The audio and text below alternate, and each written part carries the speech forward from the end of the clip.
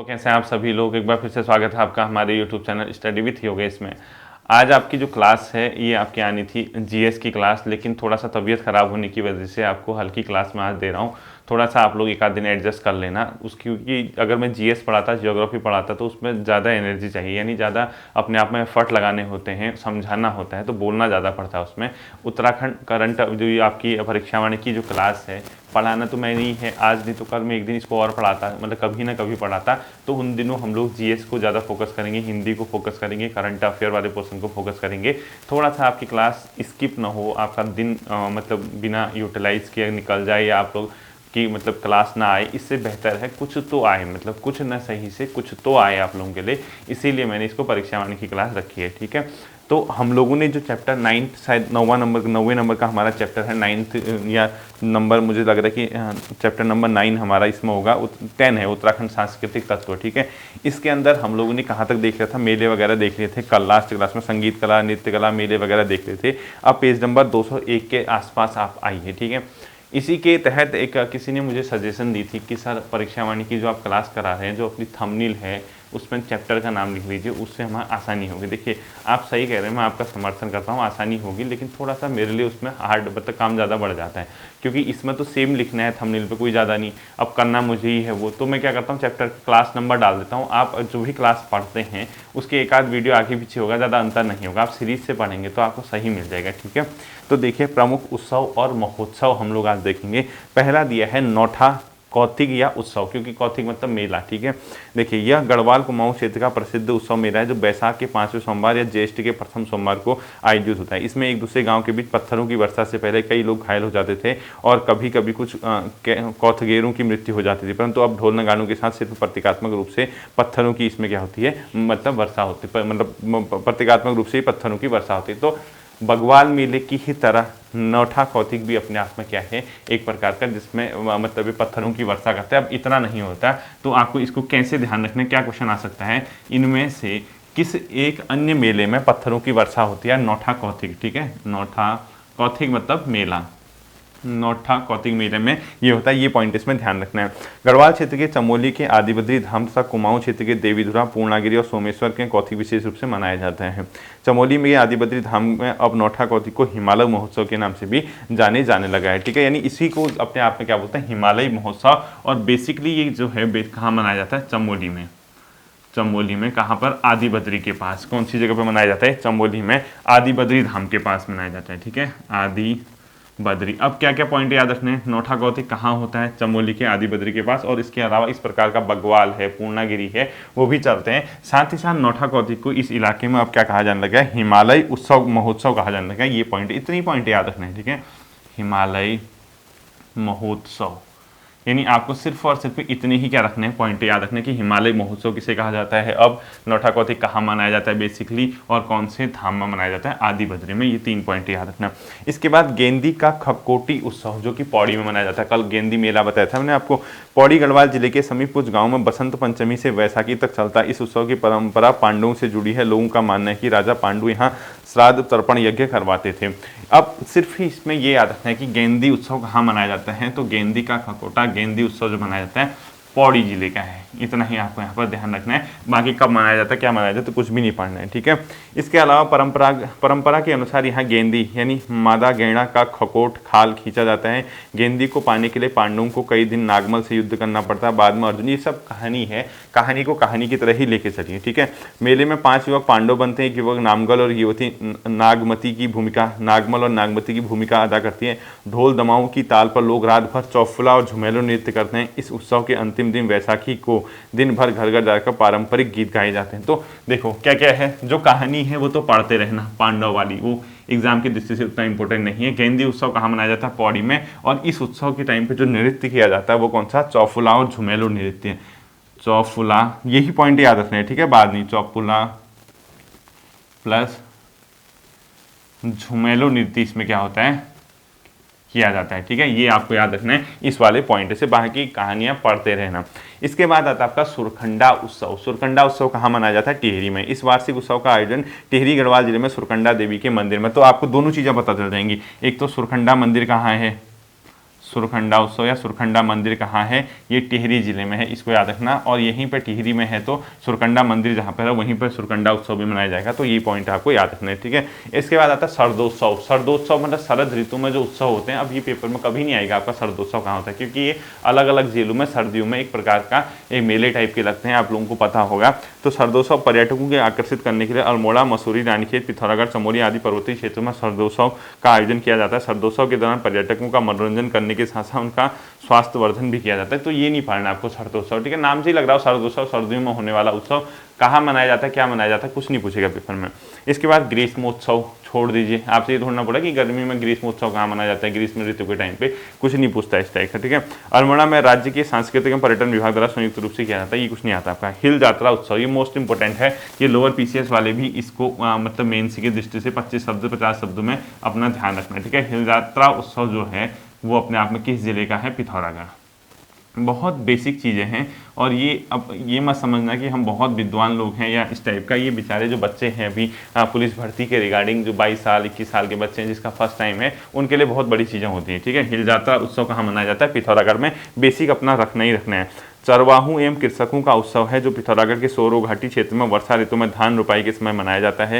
यह उत्सव पश्चिमी नेपाल की देन है। यानी ये जो हिल यात्रा उत्सव है ये किस टाइम पे मनाया जाता है, पिथौरागढ़ में वर्षा ऋतु में। वर्षा ऋतु जो होती है बरसात के टाइम पे ही मनाया जाता है, धान रोपाई के समय, ठीक है। यानी एक प्रकार का कृषक से संबंधित है, यानी कृषि कार्य से संबंधित है कौन सा, हिल यात्रा उत्सव। तो ये पॉइंट याद रखना कि कृषक व चरवाहू का उत्सव है। कृषक प्लस चरवाहे मतलब जो चराने के लिए जाते हैं, ठीक है, चरवाहों का उत्सव है। और मनाया कब जाता है, वर्षा ऋतु के समय, धान रोपाई के समय, वर्षा ऋतु के समय ये हिल यात्रा उत्सव पिथौरागढ़ जिले में मनाया जाता है, इसको ध्यान में रखना है, ठीक है।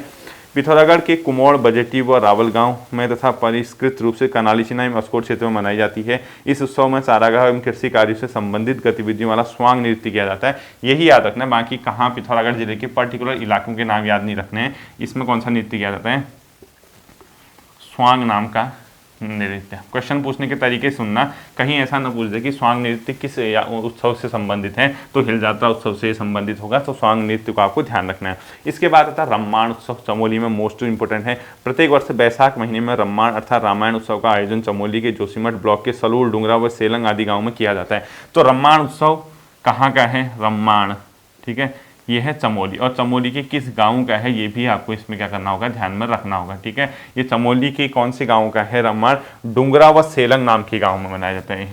कहाँ मनाया जाता है, डुंगरा प्लस सेलम नाम के गांव में अपने आप में रम्माण उत्सव मनाया जाता है, ये आपको ध्यान में रखना है। और साथ ही साथ इसमें क्या है, देखिए चमोली के जोशीमठ ब्लॉक के सलूर, ठीक हो गया। इस उत्सव के दौरान पत्थर, पात्र, केमू, सहतूत लकड़ी के कलात्मक मुखौटे लगाकर रामलीला के मुख्य प्रसंगों का लोक नृत्य शैली में प्रस्तुतिकरण करते हैं। इसके अलावा इस उत्सव में वार्षिक पूजा अनुष्ठान, देव यात्रा, स्वांग आदि का भी आयोजन होता है। यूनेस्को द्वारा 2 अक्टूबर 2009 को इस उत्सव को विश्व का अमूर्त सांस्कृतिक धरोहर घोषित किया था। मोस्ट इंपोर्टेंट है, ठीक है। रम्माण को यूनेस्को की विश्व धरोहर में कब शामिल किया गया था, 2 अक्टूबर 2009। ये मोस्ट इंपोर्टेंट पॉइंट कर देना कि रम्माण को यूनेस्को की विश्व धरोहर सूची में कब शामिल किया गया था, 2 अक्टूबर 2009 को। और ये जो रम्माण उत्सव है कहाँ का, चमोली के डुंगरा और सेलम गांव का। बाकी रामायण के कैरेक्टर के आधार पर इसमें क्या किया जाता है, एक प्रकार का नृत्य वगैरह या एक प्रकार का मनोरंजन जो आप लोग कह सकते हैं सांस्कृतिक चीज़ें वो की जाती हैं। इसके बाद आता है कंडाली उत्सव। पिथौरागढ़ जिले में प्रत्येक 12 वर्ष में मनाया जाने वाला उत्सव कौन सा है, कंडाली उत्सव। तो आपको ध्यान रखना है 2 चीज़ें इसमें।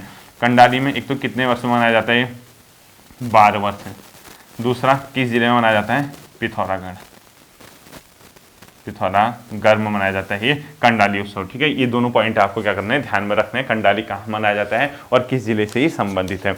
इसके बाद कंडाली उत्सव के बाद जो आपके आते हैं बच्चों प्रमुख यात्राएं आती हैं। यात्राएं मतलब उत्तराखंड में जो देव यात्राएं होती हैं वो कौन कौन सी हैं। पहला आता है आपका कैलाश मानसरोवर यात्रा। और कैलाश मानसरोवर यात्रा को थोड़ा सा आप लोग ध्यान से पढ़ना, कहाँ से शुरू होती है, किस जगह पे जाके जाती है, रूट कौन सा है, ये मैंने आपको जिला सीरीज के अंदर बहुत अच्छे से पढ़ाया था।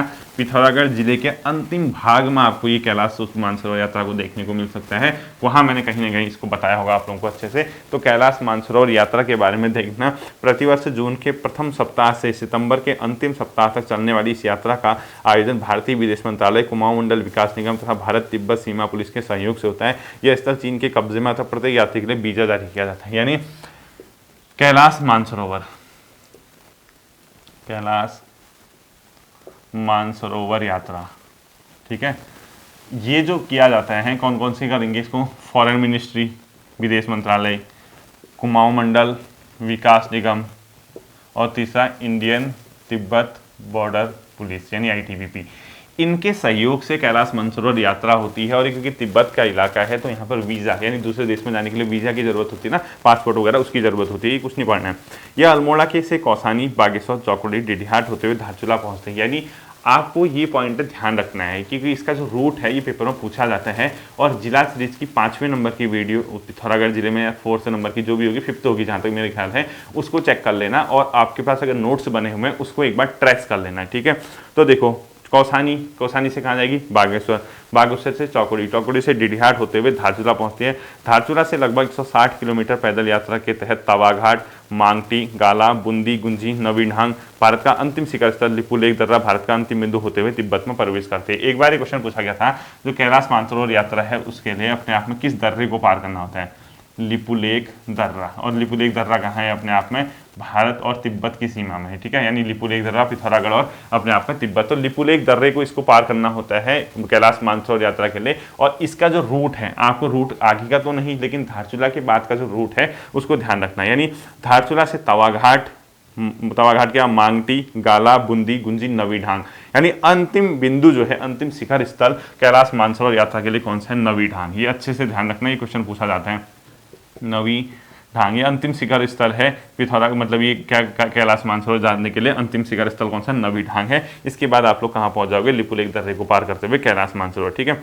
आगे मानसरोवर तक के लिए बस व पैदल यात्रा दोनों साधनों की व्यवस्था रहती है, छोड़ दीजिए। इस यात्रा में एक व्यक्ति की यात्रा समायावधि लगभग 40 दिन, यानी अगर आप कैलाश मानसरोवर यात्रा जाएंगे लगभग 40 डेज आपको क्या करने पड़ेंगे, लगेंगे। यानी 40 दिनों तक की इसमें लगभग आपकी क्या होती है, यात्रा होती है। कैलाश शिखर की बनावट शिवलिंग की तरह है, पर्वत के पत्थर काले हैं। यात्री मानसरोवर झील में स्नान करते हैं, उसके बाद शिवलिंगाकार कैलाश पर्वत के चारों ओर परिक्रमा करते हैं, जो कि लगभग 51 किमी की गोलाई में। ये तो नॉर्मली अपने मतलब जिज्ञासा के लिए पढ़ने वाली चीज़ है। हाँ, कब कैलाश मानसरोवर यात्रा है, प्रसिद्ध यात्रा है, तो इसके बारे में थोड़ा आप इस तरीके से इसको पढ़ लेना, ठीक है। समुद्र से इतने फीट की ऊंचाई पर स्थित मानसरोवर झील की बाहरी परिक्रमा पथ 62 किमी है। यहाँ कोई मंदिर या मूर्ति नहीं है। यात्रियों को सरोवर के किनारे मिट्टी का शिवलिंग बनाकर पूजा करनी पड़ती है। कैलाश से मानसरोवर झील की दूरी 32 किमी है। ये कुछ नहीं पढ़ना है, आपके पेपर की दृष्टि से इतना इंपॉर्टेंट नहीं है। आप इसको ऐसे ही एक रोचक तथ्य के रूप में पढ़ लेना, अपने ज्ञान के लिए पढ़ लेना, अपनी जिज्ञासा के लिए पढ़ लेना, पेपर की दृष्टि से उतना इंपॉर्टेंट नहीं है। यहाँ तब भी है कि 1962 के युद्ध से पूर्व यह यात्रा बिना वीजा की होती थी। उस समय तीर्थयात्री मुख्य रूप से धारचूला की व्यास घाटी से लिपुलेख दर्रा पार कर मानसरोवर, भारत चीन का जब युद्ध हुआ था 1962, उससे पहले वीजा की जरूरत नहीं होती थी कैलाश मानसरोवर यात्रा के लिए, ठीक है। अब जो है वीजा की जरूरत होती है, ये कह रहा है, ये भी नहीं पढ़ना है आपको। पिथौरागढ़ जिले के मुंशियारी के जोहार घाटी के किंगरी बिंगरी दर्रे और चमोली जिले के जोशीमठ के नीति घाटी दर्रे से भी कैलाश मानसरोवर यात्रा जाते थे। ये दो प्रांत दोनों देशों के बीच 1981 में धारचूला तहसील की व्यास घाटी के लिपुलेख दर्रे से कैलाश यात्रा शुरू करने पर सहमति बनी, जो बिना रुकावट निरंतर जारी। यानी लिपुलेख दर्रे से जाने का जो रूट है ये 1981 से शुरू हुआ है, ठीक है। ये पॉइंट याद रखना। और 1962 से पूर्व इसमें वीजा नहीं चाहिए था, ये बता रहा। और दो दर्रे और थे जिसके तहत हम कैलाश मानसरोवर यात्रा पहुंच सकते थे। एक तो है अपना किंगरी बिंगरी दर्रा और दूसरा नीति घाटी दर्रा। दर्रा मतलब दो पर्वतों के बीच का मार्ग जो दूसरी जगह खुलता है, उसको दर्रा बोलते हैं, यानी पास बोलते हैं। तो अपने आप में नीति दर्रा और किंगरी बिंगरी दर्रा भी इसके लिए यूज होता है। ये कुछ नहीं पढ़ना है, ये ध्यान रखना कि लिपुलेख दर्रे में कब से शुरू हुआ, 1981 में, ठीक है। इसके बाद आता आपका नंदा राजात यात्रा। इसमें देखो उत्तराखंड की यह यात्रा गढ़वाल और कुमाऊं के सांस्कृतिक एकता का प्रतीक है। यह विश्व की अनोखी पद यात्रा है जिसमें चमोली के कांसुआ गांव के पास स्थित नौटी के नंदा देवी मंदिर से होमकुंड तक की 280 किलोमीटर की यात्रा 19 से 20 दिनों में पूरी होती है। यानी पहला पॉइंट है सबसे लंबी यात्रा होने के कारण कितना इसका डिस्टेंस है, कितने किलोमीटर की नंदा देवी राजजात यात्रा होती है। तो एक पॉइंट तो ये याद रखना कि लगभग कितने हैं, 280 किलोमीटर तक की ये यात्रा है। यानी 280 किलोमीटर तक की यात्रा किसकी है, नंदा देवी राजजात यात्रा। ये आपको ध्यान रखना है। दूसरा, यह गढ़वाल की कुमाऊं के सांस्कृतिक एकता का प्रतीक है, वो छोड़ दीजिए। विश्व की अनोखी पदयात्रा चमोली के कांसुआ गांव के पास स्थित नौटी के नंदा देवी मंदिर से होमकुंड तक की। यानी कहां से कहां है, नौटी से होमकुंड तक की, ठीक है। होमकुंड यहां तक, ये भी मैंने बहुत अच्छे से आपको कराया था। यहां से यहां जाने में आपको कितना लगता है, 280 किलोमीटर। यानी ये नंदा देवी राजजात यात्रा जो चमोली में होती है, नोटी के होमकुंड से, मतलब नोटी से होमकुंड तक, ठीक है। कहाँ, किस जिले में, चमोली में होती है। ये पॉइंट आपको ध्यान में रखना है, ठीक है। इस यात्रा में कुमाऊं गढ़वाल तथा देश के अन्य भागों के अलावा प्रत्येक विदेश के लोग भी इसमें भाग लेते हैं, वो ठीक है। राज्यात यात्रा प्रत्येक 12 वर्ष में चांदपुर गढ़ी के वंशज कांसुआ गांव के राजकुमारों के नेतृत्व में आयोजित की जाती है। यानी जो नंदा राज्यात यात्रा होती है ये भी कितने में 12 वर्ष, जैसे कंडाली उत्सव था बताया था पिथौरागढ़ में, ये भी 12 वर्ष में होते हैं नंदा राज्यात यात्रा। और ये किसके द्वारा इसका आयोजन किया जाता है? कांसुआ गांव के राजकुमारों द्वारा। ठीक है, कांसुआ गांव के लोगों के द्वारा इसका क्या किया जाता है? आयोजन किया जाता है। ये पॉइंट आपको ध्यान में रखना है, मैंने जिला सीरीज में आपको पढ़ाए हैं। ठीक है, यही कारण है कि इस यात्रा को राज्यात यात्रा भी कहा जाता है। राज्यात मतलब राजकुमारों के द्वारा इसका आयोजन किया जाता है, इसीलिए बोला जाता है। पार्वती का विवाह कैलाशपति शंकर से हुआ था। पार्वती मद्रांचल पर्वत की पुत्री थी, इसलिए उत्तराखंडवासी पार्वती या नंदा देवी को अपनी विवाहित बेटी की तरह मानते हैं और यह यात्रा उनकी विदाई के रूप में की जाती है। ये अपने लिए पढ़ने की बात है, यानी आपके एग्जाम के दृष्टि से हो ना हो, आपके ज्ञान के लिए पढ़ने की जरूरत है। ठीक है, जिस वर्ष यात्रा आयोजित होनी होती है उस वर्ष कांसुआ के लोग ऐसा मानते हैं कि बसंत पंचमी को नंदा देवी माई के कांसुआ गांव के पास नोटी देवी मंदिर में आ गई है और नंदा देवी की विदाई यात्रा में आगे आगे 4 सिंगों वाला बकरानी मेला चलता है। एक बार पूछा गया था इस मेला नंदा देवी की जो राज्यात यात्रा होती है उसमें जो आगे से बकरा चलता है वो क्या है? ठीक है, उसका नाम क्या है? ये बकरे का मेला है। ये आगे आगे चलता है जो कि कितने सींग वाला है? 4 सींग वाला। इसको चौसिंगिया बोलते हैं इसको, यानी इसका सींग जो होती है 4 होते हैं, इसको ध्यान में रखना। ये कितने वाला है? 4 सींग वाला। ठीक है, मेड़ा बोलते हैं उस बकरे को जो नंदा राज्यात यात्रा के दौरान चलता है, इसको ऐसे ध्यान रखना है। इसके बाद देखिए यात्रा के लिए निर्धारित तिथि नंदाष्टमी को कांसुआ के कुंवर चौसिंगिया मेड़े तथा रिंगाल से निर्मित सुंदर छंतोली लेकर कांसुआ के पास नौटी देवी मंदिर पहुंचते हैं। वहां छंतोली राजगुरु नौटियालों को सौंप दी जाती है। उस दिन नौटी गांव में बड़ा मेला लगता है। चौसिंगिया खाड़ू की पीठ पर ऊन के बने 2 मुहे छोले भी देवी को स्वर्ण प्रतिमा के आभूषण व भेंट सजाकर रखी जाती है और नौटी की यात्रा का प्रारंभ होकर वनाड़ी बैनोली कांसुआ होते हुए चांदपुर गढ़ी पहुंचता है, जहां मेला लगता है और टिहरी राज परिवार के लोग देवी पूजन करते हैं। अब देखिए ये तो ऐसे ही पढ़ना है कि हाँ क्या है क्या नहीं है। आपको नंदा देवी राज्यात यात्रा से जो क्वेश्चन आता है वो जिला सीरीज के अंदर चमोली के अंदर आपको दिख जाएगा। वो बढ़िया सा मैंने एक मैप बनाया था, बहुत से स्टूडेंट्स ने मुझे अपनी तरफ से मैप बना के भेजा था, उसको फॉलो करना, कहाँ से कहाँ होके जाती है, कुमाऊं के लोग कहाँ पे आते हैं, महिलाएं कहाँ तक आती, कुछ इस टाइप का मैंने बताया होगा उसमें। ठीक है, चांदपुरगढ़ के बाद तोप भगोती मींग थराली होते हुए आता नंदकेसरी पहुंचते हैं, जो कि यात्रा का 10वां पड़ाव है। यानी ये 1 बाय 1 आपको बहुत आसानी से, आपने जिला सीरीज पढ़ी है वहां ज्यादा समझ में आएगा, ये मौखिक बोल के नहीं आएगा। ये जहाँ पे 10वां पड़ाव है ये भी क्वेश्चन पूछता है कि नंदकेसरी पहुंचते यात्रा का 10वां पड़ाव कौन सा है, पहला पड़ाव कौन सा है, अंतिम पड़ाव कौन सा है, ये वहीं से देखने हैं। यह राजराजेश्वरी नंदा का मिलन बधान क्षेत्र की नंदा और भोजपत्र छंतोलियों से होता है, ये ठीक है, ये देख लेना। हाँ, नंदकेसरी के बाद देवाल मुंदोली होते हुए यात्रा 13वें दिन अंतिम गांव बाण पहुंचती है। यहाँ नंदा देवी के भारवाहक लाटू देवता भी यात्रा में सम्मिलित हो जाते हैं। यहाँ लाटू देवता का एक मंदिर है। यानी जो नंदकेसरी के देवाल और मुंदोली होते हैं यात्रा के 13वें दिन अंतिम गांव कौन सा है देखना, नंदा देवी यात्रा के दौरान अंतिम गांव बाण, और यहीं से लाटू देवता किसमें यात्रा में सम्मिलित होते हैं। ठीक है, यानी नंदा देवी यात्रा में जो लाटू देवता सम्मिलित होते हैं, कहाँ से सम्मिलित होते हैं, वो बाण नाम के गांव से होते हैं, कि जो कि क्या है अपने आप में नंदा देवी के भारवाहक, जो उनका वेट उठाएंगे, जो उनका सामान उठाएंगे, उसके लिए है ये। बाण पहुंचते पहुंचते देवताओं और छंतोलियों की संख्या लगभग 300 तक हो जाती है। बाण के बाद गांव या बस्तियां नहीं है, इसलिए आगे के लिए भोजन आदि यात्रियों को स्वयं ढोकर ले जाना पड़ता है। इसके बाद यात्रा रण की धार होते हुए गौराली पातल पहुंचकर रात्रि विश्राम करते हैं। दूसरे दिन बेदनी कुंड पहुंचते हैं। यहाँ नंदा देवी एक मंदिर है, यहाँ ब्रह्मकमल से देवी की पूजा की जाती है। यहाँ स्थित कुंड में लोग पितरों का तर्पण भी करते हैं। यानी बेदनी बुग्याल होते हुए नंदा देवी यात्रा की जाती है, ये देखना बेदनी कुंड होते हुए। ठीक है, तो ध्यान रखना नंदा देवी राज्यात यात्रा के दौरान बेदनी कुंड के पास भी की जाती है। ठीक है, अब कभी कभी क्वेश्चन कैसे पूछता है ना, जैसे नंदा देवी राज्यात यात्रा पूछ देगा, इनमें से किस एक स्थान से होते हुए नंदा देवी की जो राज्यात यात्रा वो नहीं जाती है, यानी किस एक पर्टिकुलर जगह से नहीं होकर जाती है। 3 जगह दी होंगी फेमस, उसके अलावा एक जगह ऐसी दी होगी जो आपने सुनी नहीं होगी। तो मैं आप लोगों से रिक्वेस्ट करूंगा, नंदा देवी राज्यात यात्रा वाला जो पोर्सन है इसको जिला सीरीज से तैयार कर लीजिए। चमोली जिले के अंदर मैंने कहीं ना कहीं पढ़ाया होगा नंदा देवी राज्यात यात्रा के बारे में, आपको ईजिली मिल जाएगा। ठीक है, इसके बाद देखिए क्या दे रहा है, बेदनी से लगभग 10 किमी दूर निराली धार है, जहां पत्थरों का एक गोल घेरा सा बना हुआ है। इस स्थान में पातर नचौड़ियाँ कहा जाता है। इससे आगे महिलाएं यात्रा में सम्मिलित नहीं होती। देखिए मैंने अभी कहा ना, नंदा देवी राज्यात यात्रा में महिलाएं, अंतिम बिंदु कौन सा जहाँ से महिलाएं आगे नहीं बढ़ती हैं या नहीं आती है, वो है अपने आप में कौन सा, पातर नचौड़ियाँ। ये उस जगह का नाम है, ये भी आपको ध्यान रखना है। पातर नचौड़ियाँ के बाद कैलुआ, विनायक, बगुआवास, चिणीनाग होते हुए यात्रा 5835 मीटर ऊंची चोटी रूपकुंड पहुंचते हैं, जहां सैकड़ों की संख्या में मानव कंकाल पड़े हुए हैं। ठीक है, ये देखिए क्वेश्चन आता है, याद रखना कि रूपकुंड, ये सैकड़ों मानव कंकाल कहां पर मिले हैं करके आता है क्वेश्चन, रूपकुंड, ये ध्यान रखना आपको अपने आप में। ठीक है, रूपकुंड के बारे में क्वेश्चन आता है कि सैकड़ों मानव कंकाल किस स्थान से मिले हैं, वो रूपकुंड से मिले हुए, ये ध्यान रखना।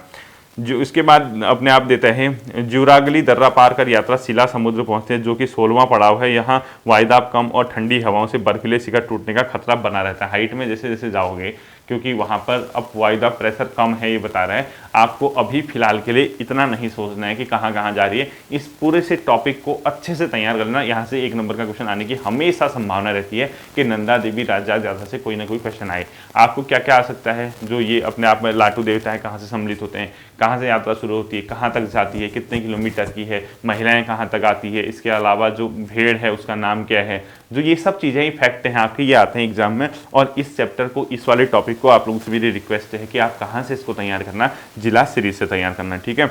इसके बाद देख लीजिए नंदा देवी राजा यात्रा छोटी 2 होती हैं। ये छोटी वाले के बारे में भी पढ़ लीजिए कि यहाँ यात्रा प्रत्येक वर्ष आयोजित होती है। यात्रा कुरुड़ के मंदिर से शुरू होकर थराली, नंदकेसरी, देवाली, मुंदोली, बाण होते हुए बेदिनी बुग्याल पहुंचती है। ये कुछ नहीं पढ़ना है आपको, ये सिर्फ ये याद रखना है कि 2 यात्राएं होती है। मेन पॉइंट देखना कि कहाँ कहाँ पे होती है, बाकी कुछ नहीं आता। हिल यात्रा अभी मैंने पहले भी बताया है।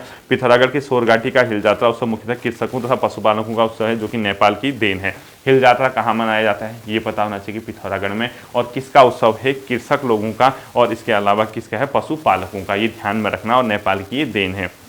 हिल यात्रा, हिल और यात्रा 2 शब्दों से मिलकर बना है। हिल का अर्थ है सीमार वाली दलदली जगह, तथा यात्रा का अर्थ है खेल या यात्रा, अर्थात दलदली जगह पर किए जाने वाले खेल हिल यात्रा हैं। हिल यात्रा वर्षा में ही आयोजित की जाती है, जब खेतों में पानी भर जाता है, धान की रुपाई हो चुकी होती है। अभी बताया था मैंने वर्षा ऋतु का हिल यात्रा पिथौरागढ़ में है, नेपाल की देन है, और एक प्रकार के वर्षा ऋतु में ये अपने आप में मनाया जाता है। इतना ही ध्यान रखना है। यह उत्तराखंड की विशिष्ट नाट्य शैली है, जिसमें विभिन्न पात्र लकड़ी के बड़े बड़े मुखौटे पर अभिनय करते हैं। इसमें घुड़सवार, सैनिक, झाड़ू वाला, मछेरा, दाही वाला, हलिया, बैलों की जोड़ी, धान रुपाई करती हुई पुतारियां, हिरन, चीतल, नेपाली राजा, कुत्ता, भालू, ये सब चीज़ें हैं। ये अपने आप पढ़ते रहना, पेपर में कुछ नहीं आने वाला इससे।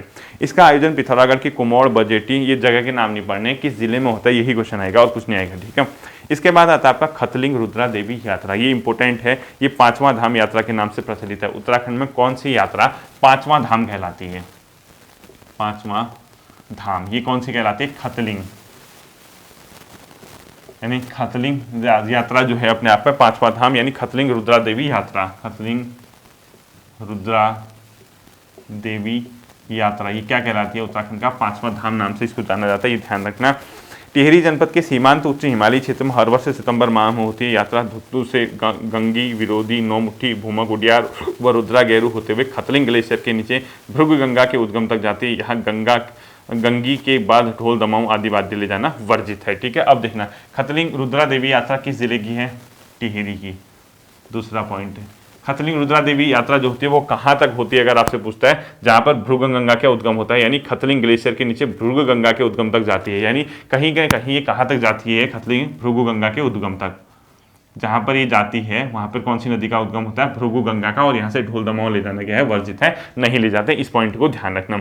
इसके बाद आता है द्योरा यात्रा। पिथौरागढ़ के कुछ भागों में मनाई जाने वाली इस देव यात्रा में ग्रामवासी साल 1.5 साल तक विभिन्न मंदिरों, तीर्थों एवं गाँव में रात बिताते हुए अपनी यात्रा पूरी करते हैं। इस देव यात्रा में यात्री रास्ते भर नंगे पाँव चलते हैं। मार्ग में धयान यानी ब्याही गई बेटी अपनी सामर्थ्यानुसार देव यात्री को भातु देती है, ठीक है। तो सिर्फ ये याद रखना कि द्योरा यात्रा, ठीक है, देव यात्रा या द्योरा यात्रा कहाँ है? पिथौरागढ़ में। बाकी कहानी पढ़ते रहना कि क्या है क्या नहीं है, ये कुछ नहीं आना है आपका पेपर में, सिर्फ इतना याद रखना कि कहाँ मनाई जाती है। इसके बाद आता है पवाली कांठा केदार यात्रा। पवाली कांठा बुग्याल भी है, ठीक है। टिहरी गढ़वाल में पवाली कांठा से रुद्रप्रयाग के केदारनाथ तक की जाने वाली 29 किलोमीटर की पैदल यात्रा अगस्त से सितंबर महीने में देवी देवताओं की डोली के साथ जाती है। यानी पवाली कांठा यात्रा किन 2 जिलों में होती है? पावली कांठा ये कहाँ होती है? टिहरी से रुद्रप्रयाग, ठीक है, रुद्रप्रयाग तक होती है। और कितने किलोमीटर लंबी ये पवाली कांठा यात्रा है? अपने आप में 29 किलोमीटर, यानी 29 किलोमीटर लंबी अपने आप में पवाली कांठा यात्रा है, इसको ध्यान रखना आपको। और ये पैदल यात्रा अगस्त से सितंबर तक होती है, इतना ही पढ़ना है। इसके बाद आता है सहस्त्रताल महास्त्रताल यात्रा। यह यात्रा टिहरी से शुरू होकर बूढ़ा केदार से महास्त्रताल से गुत्तू से उत्तरकाशी के सहस्त्रताल समूह तक जाती है। देखो उत्तरकाशी में सहस्त्रताल भी है, आपको ये पता चल जाएगा। दूसरा सहस्त्रताल महास्त्रताल यात्रा टिहरी और उत्तरकाशी की है, ठीक है, ये ध्यान रखना। सहस्त्रताल महास्त्रताल टिहरी और उत्तरकाशी जिलों की है, ये पॉइंट याद रखना। क्या क्या? सहस्त्र ताल महास्त्र ताल यात्रा टिहरी और उत्तरकाशी जिलों की है। इस पॉइंट को ध्यान में रखना है आपको। और ये उत्तरकाशी के सहस्त्र ताल तक जाती है, इसको ऐसे ही याद रखना है, ठीक है। और अंतिम आता है वारुणी पंचकोशी यात्रा। उत्तरकाशी में प्रतिवर्ष 1 दिवसीय पंचकोशी यात्रा का पौराणिक विधान है। चैत्र मास की कृष्ण पक्ष की त्रयोदशी तिथि को इसका प्रारंभ मणिकर्णिक और बेडथी में वरुणिया एवं भागीरथी के संगम पर स्नान के उपरांत शुरू होता है। यानी वारुणी पंचकोशी यात्रा कहाँ की है, आपको इतना याद रखना कि वारुणी पंचकोशी यात्रा उत्तरकाशी की है, ठीक है। वारुणी पंचकोशी यात्रा ये कहाँ की है, उत्तरकाशी की। तो ये था आपका सिर्फ मेन यात्राएं वगैरह, आपको इतना ही इसमें देखना है। फालतू की चीजें देखो वो तो अपने ज्ञान के लिए आप लोग पढ़ते रहना, जो भी उसने कहानियां वगैरह दे रखी हैं। आता आपका इतना ही है कि इसमें किस जिले में ये होती है, कहाँ तक होती है, कितने किलोमीटर ये लंबी है। आपको एग्जाम की दृष्टि से सिर्फ इतना ही याद रखना है इस चैप्टर में से कि जो ये यात्राएं होती हैं वो बेसिकली उसमें जो नंदा देवी यात्रा है वो आपको अच्छे से क्या करना है, तैयार करना है, ठीक है। थोड़ा सा तबीयत ढीली होने की वजह से आपकी जीएस की क्लास नहीं आ पाई। होपफुली कल आपकी जीएस की क्लास आएगी। अपना ध्यान रखिए। Thank you.